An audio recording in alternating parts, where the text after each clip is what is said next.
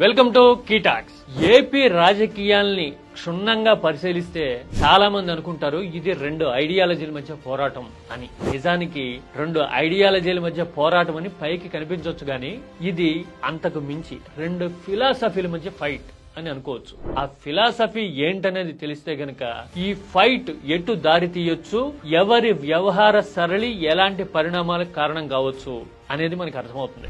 రాజకీయ జెండాలు, ఎజెండాలు, రాగద్వేషాలకు అతీతంగా న్యూట్రల్ గా పర్సనాలిటీస్ ని, లీడర్షిప్ ని అనలైజ్ చేసే ఒక నేరేటివ్ డిజైనర్ గా నేను ఈ వీడియో చేస్తున్నాను. ఇందులో జగన్ ప్రత్యేకత ఏంటో, జగన్ ని ఫేస్ చేయడంలో ప్రత్యర్థులు ఎందుకు ఇబ్బంది పడతారో, జగన్ 11 సీట్లకు పడినప్పుడు కూడా ప్రత్యర్థులకి కంటి మీద కునుకు ఎందుకు ఉండటం లేదో ఈ వీడియోలో మీకు సమాధానం దొరుకుతుంది. దిస్ ఈజ్ కీటాక్స్ ఫర్ యూ.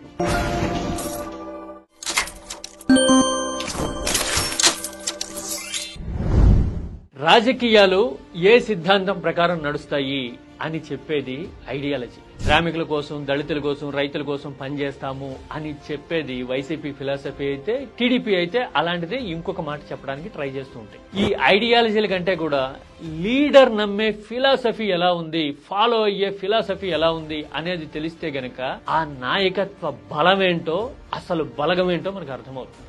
ఎస్, మీరు స్టాయిసిజం అనే మాట విన్నారా? ఫిలాసఫీలో వస్తుంది. అంటే accept the life as it is, embrace the pain అని చెప్తా ఉంటది. అంటే నీకు బాధ కలిగినప్పుడు, నీకు ఓటమి వచ్చినప్పుడు, నీకు సవాల్ వచ్చినప్పుడు కుంగిపోవద్దు, బాధపడొద్దు, ఏడవద్దు, కౌగిలించుకో, పెయిన్ ని పట్టుకొని నిలబడు. Yes, pain is the gatekeeper of destiny అని చెప్పే ఫిలాసఫీనే స్టాయిసిజం. ఈ స్టాయిసిజం ఎక్కడ పుట్టిందో తెలుసా? మనలో చాలా మంది గ్లాడియేటర్ సినిమా చూస్తుంటాం. అందులో ఒక ఎమోషనల్ హై ఆక్టేన్ సీన్ లో గ్లాడియేటర్ చెప్తాడు, Loyal servant to the true emperor, Marcus Aurelius. ఆ మార్కస్ అరేలియర్సే ఈ స్టాయిసిజం ఫిలాసఫీని డిజైన్ చేశాడు. గ్లాడియేటర్ లో గానీ, గ్లాడియేటర్ సీక్వెల్ లో గానీ మార్కస్ అరేలియస్ కనిపించడు. ఒకవేళ ప్రీక్వెల్ అంటే గ్లాడియేటర్ కంటే, కథ కంటే ముందుకెళ్తే గనక అరేలియస్ కనిపిస్తాడు. ఫిలాసఫీ చదివే వాళ్ళకి స్టాయిసిజం అనేది తెలుస్తుంది. ఇంతకీ అరేలియస్ ఏం చెప్పాడు? చరిత్ర తిరిగేస్తే రోమన్ సామ్రాజ్యం పిడికిడంతే ఉంటుంది, జనాభా కూడా చాలా తక్కువ, కానీ ఆలోచన, ప్రభావము, శక్తి విషయంలో మాత్రం అపారమైన ఎనర్జీ ఉన్న ప్రాంతం రోమ్. అందుకోసమే యూరోప్ మొత్తాన్ని కాంకర్ చేయటమే కాదు, దిగువనున్న ఆఫ్రికాని కూడా గెలిచింది. ఆ తర్వాత ఏషియా వైపు కూడా వచ్చారు. గ్రీస్ యువరాజు మాసిడోనియా నుంచి వచ్చాడు మన ప్రాంతానికి అని చరిత్రలో చదువుతాం. ఎస్, అక్కడి నుంచే. ఎలా సాధ్యమైంది ఈ పిడికెడు మందికి అంటే ఈ స్టోయిసిజం అనే ఫిలాసఫీ వల్ల. ఈ స్టోయిసిజాన్ని నమ్మేవాడికి గుండె ధైర్యం ఉంటుంది, మనోధైర్యం ఎక్కువ. ఈ స్టోయిసిజం ఫాలో అయ్యేవాళ్ళు వెక్కి వెక్కి ఏడ్చే సందర్భాలు ఉండవు. వీళ్ళు జనం తన కోసం ఏడవాలి అని కోరుకోరు. నేను మీకోసం ఉన్నా, మీ కన్నీళ్లు తుడుస్తా అని మాత్రమే చెప్తారు.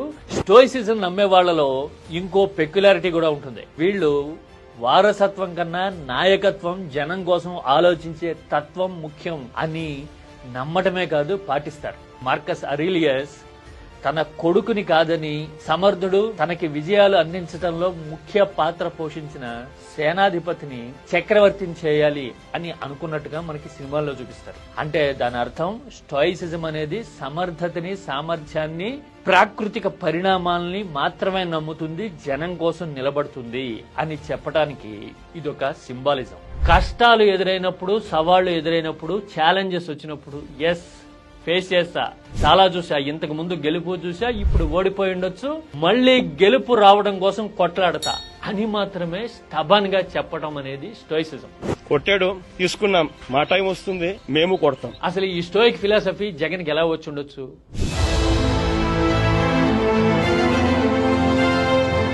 పట్టుమని 35 ఏళ్లు కూడా లేని సమయంలో, కుటుంబ విషాదం వెంటాడుతున్న టైంలో, ఢిల్లీ నుంచి ఒత్తిళ్లు, వ్యూహాలు వచ్చి మీద పడ్డము, రాష్ట్ర స్థాయిలో డీమోరలైజ్ చేసి డీఫేమ్ చేసే ఎత్తుగడలు, ప్రచారాలు, పుస్తకాలు పుట్టుకొచ్చినాయి. అలాగే చుట్టూ ఉన్నవాళ్లు, ఇంతవరకు స్నేహితులు అనుకున్న వాళ్ళు కూడా తిరగబడి ఒంటరిని చేసిన సందర్భాలు ఉన్నాయి. అన్నిటికీ మించి 16 నెలల పాటు చుట్టూ చీకట్లే కనిపించినప్పుడు ఎస్, నేను నిలవాలి అంటే నేనే నా అంతటా వెలగాలి అనే పట్టుదలతో ఇది మొదలై ఉండొచ్చు. నా కోసం ఎవరో ఉండటం కాదు, జనం కోసం నేను ఉంటాను అని నిరూపించాలి అని అడిగేసి ఉండొచ్చు. బహుశా అక్కడి నుంచి ఈ స్టోయిసిజం అనేది మొదలై ఉండొచ్చు. అందుకోసమే జగన్ ఎప్పుడు రాజకీయ గ్రూపులు కట్టడం గాని, ఎదుటి వాళ్ళని మెప్పించడానికి ఒప్పించడానికి, లేదంటే గనక మీకు కావాల్సింది మీకు ఇచ్చేస్తా, నాకు ఫలానాది ఇవ్వండి అని పొత్తులు ప్రాధాయపడ్డాలు గాని జగన్ రాజకీయాల్లో కనిపించవు. ఎందుకంటే నాకు కావాల్సింది నేను సాధిస్తా, అలాగే నా జనం కోసం నేను నిలబడతా అని చెప్పడము, చెప్పిన దాన్ని చేతల్లో చూపించడం మాత్రమే స్టోయిసిజం అనేది మనిషికి అలవాటు చేస్తుంది. అందుకోసమే ఈ స్టోయిక్ ఫిలాసఫీ అనేది ఒక అటామిక్ ఎనర్జీ ఉన్నంత potential explosive thing in a human mind అని చెప్తారు. అంటే ఈ స్టోయిసిజం అనేది ఎంబ్రేస్ ద పెయిన్ అని చెప్తుంది. అంటే కష్టాలు వచ్చినప్పుడు నిలబడు, కొట్లాడు అని చెప్తుంది. అంతేగాని నీకు కష్టాలు రాకుండా నేను చూసుకుంటాను, నీకు పూలబాట పరుస్తాను, లేదంటే గనక సూపర్ 6 ఇస్తాను, విక్స్ బిల్డ్ ఇస్తాను అని చెప్పది. ఎందుకు అంటే నీకు ఇబ్బందులు వచ్చినా గానీ తట్టుకుని నిలబడితేనే you will become more stronger, much relevant. Nature is teaching that, nature is anticipating that from you అని మాత్రమే చెప్తుంది. That is way of life, that is how you should understand the nature అని చెప్పే ఫిలాసఫీ స్టోయిసిజం. ఇలాంటి ఫిలాసఫీని రాజకీయాల్లో follow అయ్యేవాళ్ళు నిజానికి చాలా తక్కువ. బహుశా ఇప్పుడు జగన్మోహన్ రెడ్డి కనిపిస్తూ ఉండొచ్చు. ఇంతకు ముందు రీసెంట్ హిస్టరీని గమనిస్తే గనక ఇలాంటి స్టోయిసిజాన్ని నమ్మిన పర్సనాలిటీ ఎవరైనా ఉన్నారంటే తమిళనాడు మాజీ సీఎం జయలలిత.